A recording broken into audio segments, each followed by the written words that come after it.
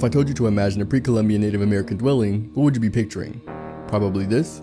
Yes, marketable indeed, but you don't truly believe that millions of people across vast cultures on endless lands were all living in one sort of structure, right? Right?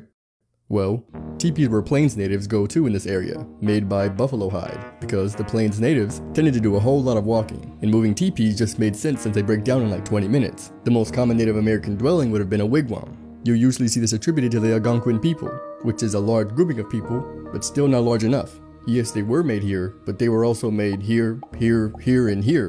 A version of this structure could be seen in almost every Native American tribe, even if it wasn't used for dwellings. Moving on, longhouses, while similar to wigwams, are obviously bigger and used to house families. Like families, not families. Now, a plank house is similar to a longhouse, but instead are pretty permanent living structures. And to give you an example of these houses' uses, both my tribes used all three of these houses we've listed, and so was the fourth type. This right here is a roundhouse, and this right here is my great-great-great-grandpa. This special type of house was used for very important tribal or spiritual leaders. During the daytime, it's more like the village's house, used for dances, spiritual gatherings, and sometimes just hanging out.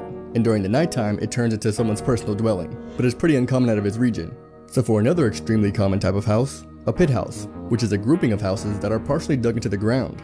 Next, adobe homes. They were used in this region because of resource availability. I'm sure we all know about igloos and how they were lived in by the Inuit people and First Nations peoples. As you can see, different homes were used for different ways of life. Because imagine a Puebloan deciding he wanted an igloo, or a Gitchwin wanting an adobe home. I can tell you one thing, Eagle definitely delivering that message, because different available material, living conditions, and uses resulted in a massive variety of homes. So before you think of teepees, consider where, who, and obviously practicality.